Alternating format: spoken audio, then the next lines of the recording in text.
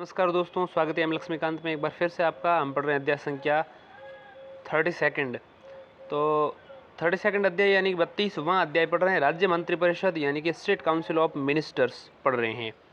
भारत का संविधान केंद्र के समान राज्य में भी संसदीय व्यवस्था का उपबंध करता है। बात तो ठीक है, संसदीय व्यवस्था सेंटर में है तो राज्यों में भी है।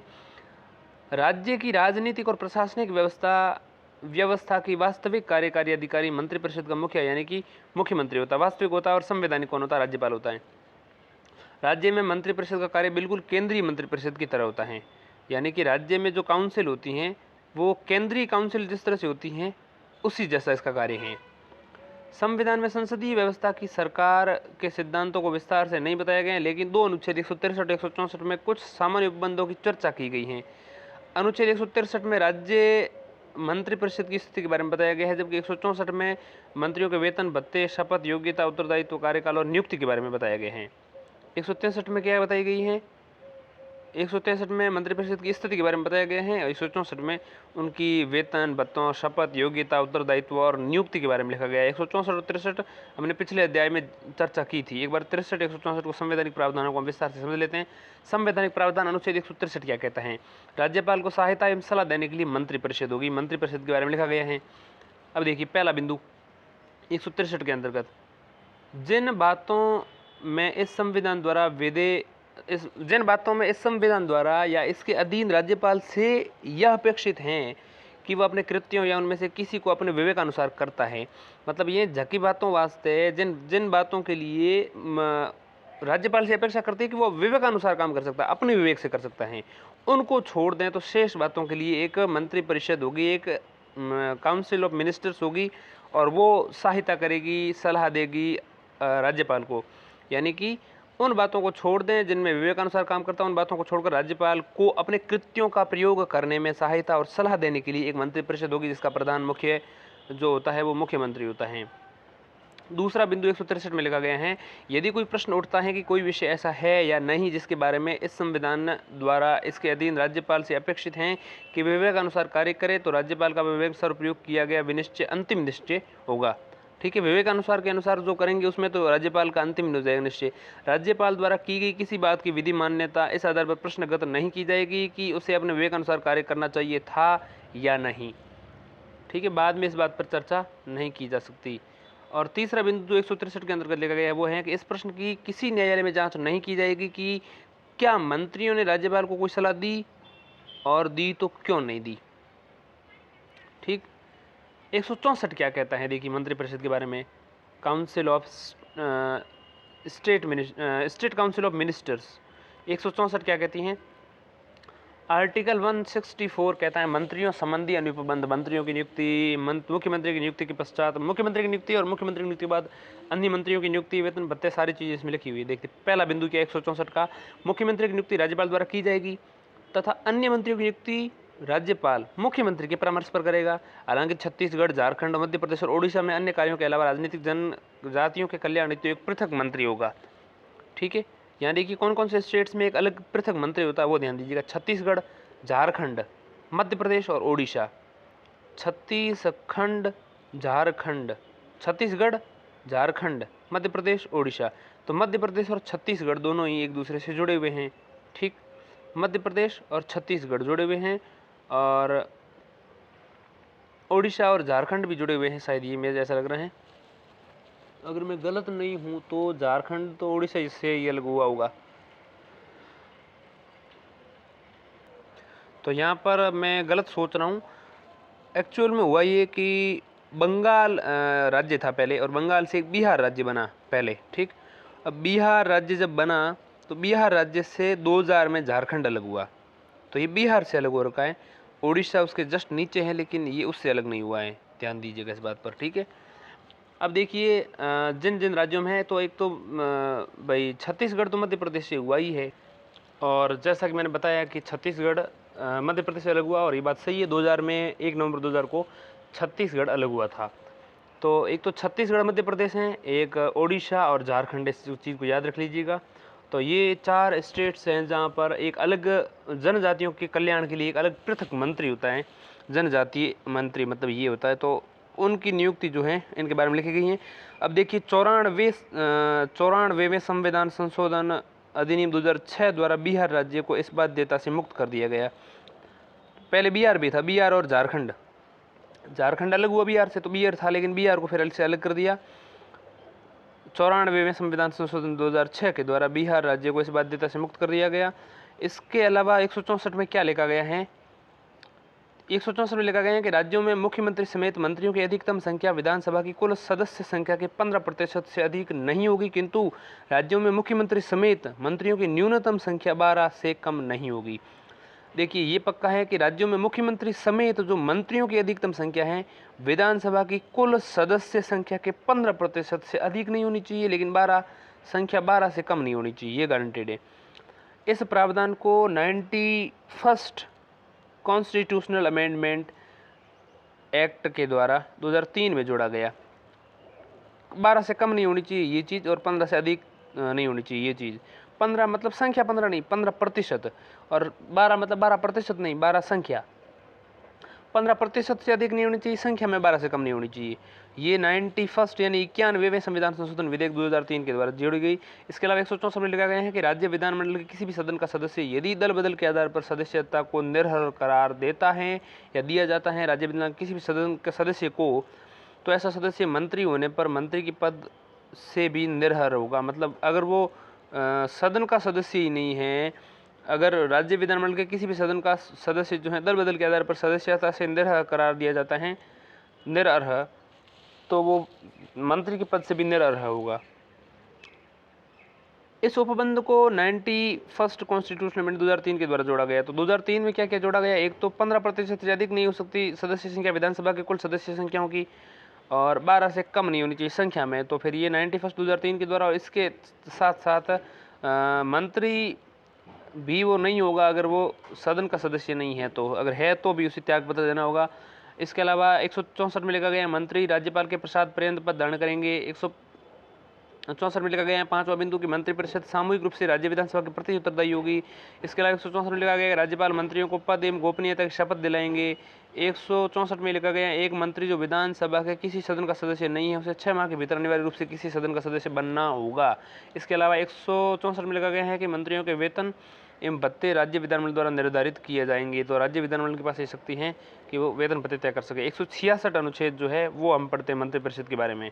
अनुच्छेद 166 कहता है कि राज्य के राज्यपाल द्वारा कार्यवाही का संचालन, राज्य के राज्यपाल द्वारा कार्यवाही संचालन मतलब राज्य का राज्यपाल कैसे कार्रवाई करेगा। उसमें क्या लिखा है 166 में कि सरकार की समस्त कार्यपालक शक्तियां कार्यवाहियों की अभिव्यक्ति राज्यपाल के नाम पर की गई कार्यवाही के रूप में अभिव्यक्त होंगी। पहली बात तो 166 में ये लिखी है।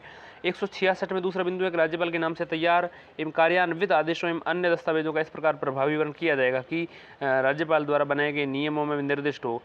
पुनः किसी आदेश अथवा दस्तावेज की वैधता जिसको उक्त प्रकार से प्रमाणित किया गया हो, इस आधार पर प्रश्न नहीं किया जाएगा कि वह आदेश या दस्तावेज राज्यपाल द्वारा निर्मित अथवा कार्यान्वित नहीं है।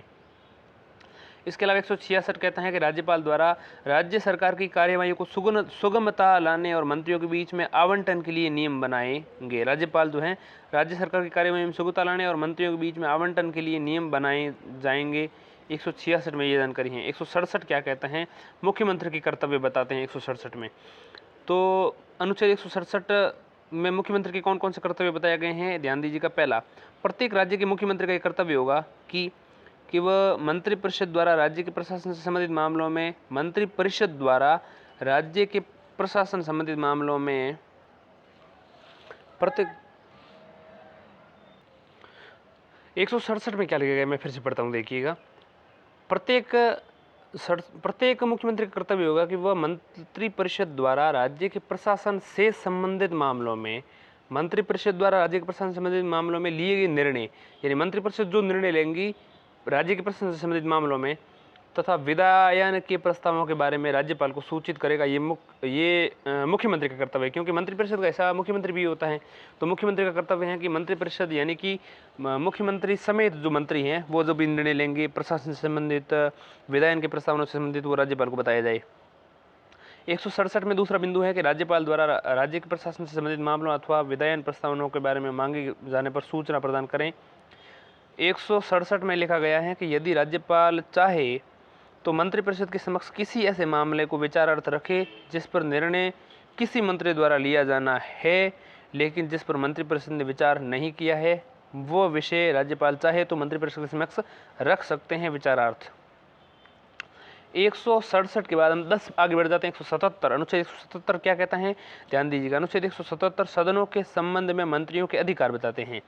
प्रत्येक मंत्री को विधानसभा या विधान परिषद जहां कहीं ये है कि कार्यवाही में भाग लेने या बोलने का अधिकार होगा, उस पर अधिकार राज्य विधायिका की समिति के लिए भी लागू होगा जिसका उसे सदस्य बनाया गया है, किंतु उसे मत देने का अधिकार नहीं होगा, बोलने का अधिकार होगा।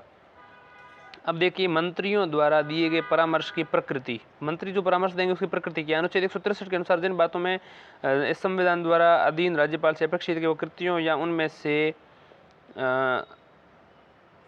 से किसी को अपने विवेक अनुसार करें, उन बातों को छोड़ दे तो राज्यपाल को अपने कर्तव्यों का प्रयोग करने के लिए सहायता और सलाह के लिए मंत्रिपरिषद होगी जिसका प्रधान मुख्यमंत्री होता है। यदि कोई प्रश्न उठता है कि ऐसा कोई विषय है जिस संबंध में संविधान द्वारा अधीन राज्यपाल से अपेक्षित है कि वह विवेक अनुसार कार्य करे और राज्यपाल को अपने विवेक अनुसार कार्य किया गया विनिश्चय अंतिम निर्णय होगा।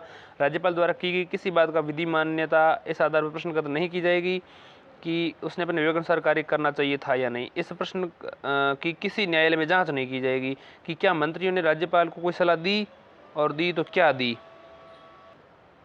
1971 में उच्चतम न्यायालय ने व्यवस्था दी कि राज्यपाल को परामर्श देने के लिए मंत्रिपरिषद हमेशा रहेगी।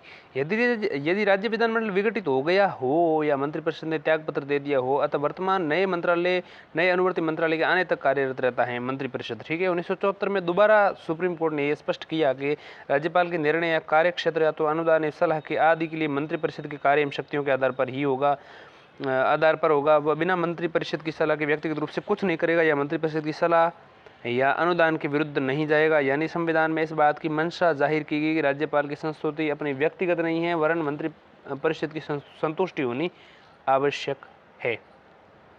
राज्यपाल की संतुष्टि कुछ नहीं है, मंत्रिपरिषद की संतुष्टि और राज्यपाल जो करेगा साथ में होगी तो बात बनेगी। अब मंत्रियों की नियुक्ति को लेकर के क्या कहा गया, देखिए। मुख्यमंत्री की नियुक्ति राज्यपाल द्वारा की जाएगी, अन्य मंत्रियों की नियुक्ति मुख्यमंत्री के परामर्श पर राज्यपाल के द्वारा की जाएगी। इसका अभिप्राय है कि राज्यपाल उन्हीं लोगों को बतौर मंत्री नियुक्त कर सकता है जिनकी सिफारिश मुख्यमंत्री करते हैं।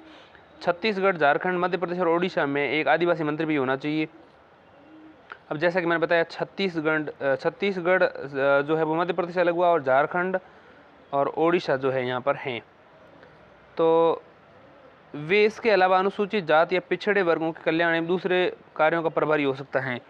मतलब ये है कि जो मंत्री छत्तीसगढ़ और मध्य प्रदेश और झारखंड और ओडिशा में जनजातीय मंत्री नियुक्त किए जाते हैं, वे अनुसूचित जाति और पिछड़े वर्गों के कल्याण या दूसरे कार्यों का प्रभारी हो सकता है, वो मंत्री जो नियुक्त किया जाता है। ठीक है। तो इन सब की नियुक्ति जैसा कि मैंने बताया कौन करेगा।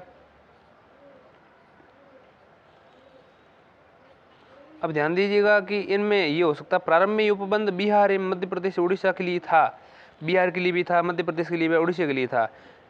मतलब बिहार के लिए था, मध्य प्रदेश के लिए था, उड़ीसा के लिए था, ये तीन राज्यों के लिए था, बिहार, एमपी और ओडिशा। ठीक। लेकिन 94वें संविधान संशोधन अधिनियम 2006 के द्वारा बिहार राज्य का इस दायित्व से मुक्त कर दिया गया और छत्तीसगढ़ और झारखंड के लिए ऐसा करना आवश्यक बना दिया गया। ठीक है। छत्तीसगढ़ और झारखंड जो हैं पहले नहीं थे, बिहार, मध्य प्रदेश और ओडिशा ही थे, लेकिन बिहार को हटा दिया और छत्तीसगढ़, झारखंड को जोड़ दिया। अब 4 ऐसे हैं स्टेट्स जिनके लिए ये बात हो गई है और ये 94वें संविधान संशोधन 2006 के द्वारा ऐसा किया गया। 94वें संविधान संशोधन 2006 के द्वारा बिहार को इस कर्तव्य से मुक्त कर दिया कि उसके लिए एक जनजातीय मंत्री पृथक रूप से होगा। ठीक है। अतः बिहार में कोई अनुसूचित क्षेत्र नहीं है, अतः अनुसूचित जनजातियों की संख्या काफ़ी कम है। सामान्यतः उस व्यक्ति को बतौर मुख्यमंत्री नियुक्त किया जाता है जो विधानसभा या विधान परिषद में किसी एक का सदस्य हो। कोई व्यक्ति यदि विधान मंडल का सदस्य नहीं भी है तो भी उसे नियुक्त मंत्री किया जा सकता है, लेकिन 6 महीने के भीतर उसे सदस्य बनना होगा अनिवार्य रूप से निर्वाचन या मनोनयन के द्वारा, अन्यथा उससे मंत्री पद समाप्त हो जाएगा, त्यागना पड़ेगा। एक मंत्री जो विधान मंडल के किसी एक सदन का सदस्य है को दूसरे सदन की कार्यवाही में भाग लेने, बोलने का अधिकार है, लेकिन मतदान करने का अधिकार उसे उसी सदन में होगा जिसका वह सदस्य है। अब मंत्रियों की शपथ एवं वेतन से बात करें तो राज्यपाल कार्यभार ग्रहण करने से पहले किसी मंत्री को पद एवं गोपनीयता की शपथ दिलाते हैं। मैं मंत्री होते हुए शपथ लेता हूँ, गोपनीयता और पद दोनों की शपथ दिलाते हैं। क्या गोपनीयता की शपथ में अंत में बताऊंगा, ध्यान दीजिएगा कि मैं भारत के संविधान के प्रति सच्ची श्रद्धा और सत्यनिष्ठा रखूंगा, ये पद की शपथ हो गई। मैं भारत की प्रभुता संप्रभुता अखंड बनाए रखूंगा, ये पद की शपथ हो गई। मैं अपने दायित्वों का श्रद्धापूर्वक और शुद्ध अंतःकरण से निर्वहन करूंगा, ये भी पद की शपथ हो गई।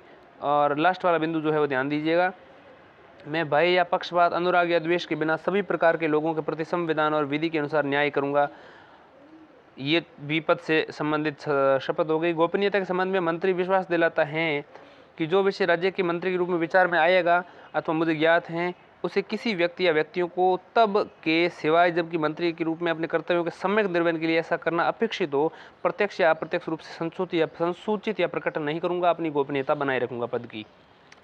मंत्रियों के वेतन एवं भत्तों को लेकर राज्य विधानमंडल में समय समय पर तय किया जाता रहा है, और विधानमंडल जो होता है वो समय समय पर मंत्रियों के वेतन एवं भत्ते जो हैं समय समय पर तय करता है।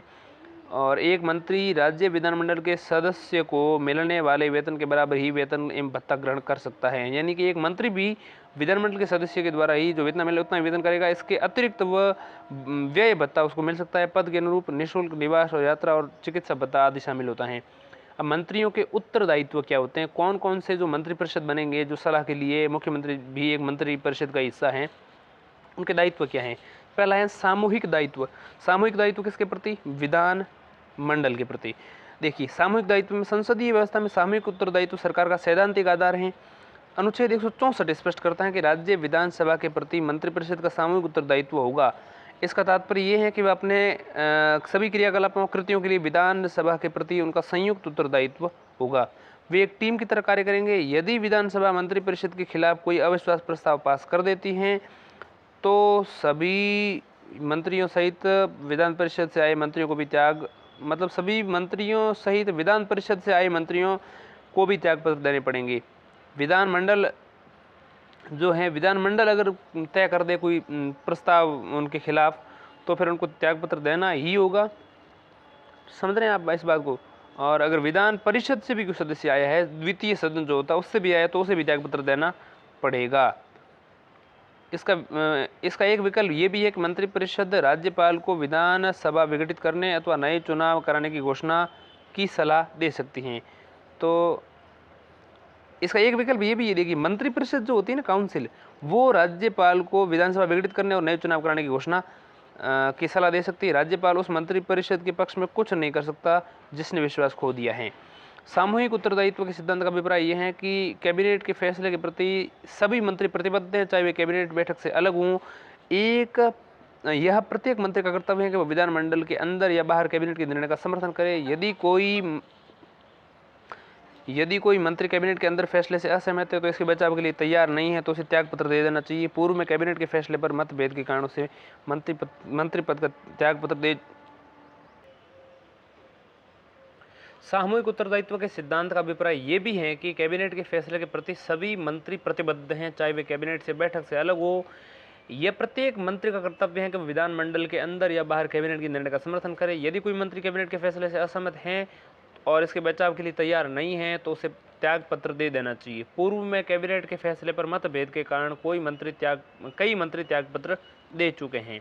अब हम बात करते हैं व्यक्तिगत उत्तरदायित्व की। तो अनुच्छेद 164 में व्यक्तिगत उत्तरदायित्व के सिद्धांत को भी दर्शाया गया है। इसमें बताया गया है कि मंत्री राज्यपाल के प्रसाद पर्यंत पद धारण करते हैं, अर्थात राज्यपाल का किसी मंत्री को तब भी किसी समय हटा सकता है जब विधानसभा विश्वास में हो, लेकिन मुख्यमंत्री की सलाह पर ही। मतभेद होने पर या मंत्री के कार्यकलापों से संतुष्ट न होने के मामले में मुख्यमंत्री इस पद से त्यागपत्र मांग सकता है या राज्यपाल को उसे बर्खास्त करने की सलाह दे सकता है। इस शक्ति का उपयोग करते समय मुख्यमंत्री सामूहिक उत्तरदायित्व की सत्यता को सुनिश्चित करता है। कोई भी विधिक उत्तरदायित्व नहीं, मतलब ये है कि तीसरा जो इसमें बताया गया कि विधिक उत्तरदायित्व नहीं होता है। भारतीय संविधान में विधिक जिम्मेदारियों के मंत्रियों के भी केंद्रीय मंत्रियों की भांति विधिक जिम्मेदारी नहीं है, विधिक नहीं है। राज्यपाल द्वारा लोक अधिनियम कि किसी आदेश पर मंत्री के प्रति हस्ताक्षर की आवश्यकता नहीं है। इसके अतिरिक्त न्यायालय मंत्रियों द्वारा राज्यपाल को दी गई सलाह की समीक्षा नहीं कर सकता। मंत्रिपरिषद का गठन, अब ध्यान दीजिएगा मंत्रिपरिषद के गठन के बारे में।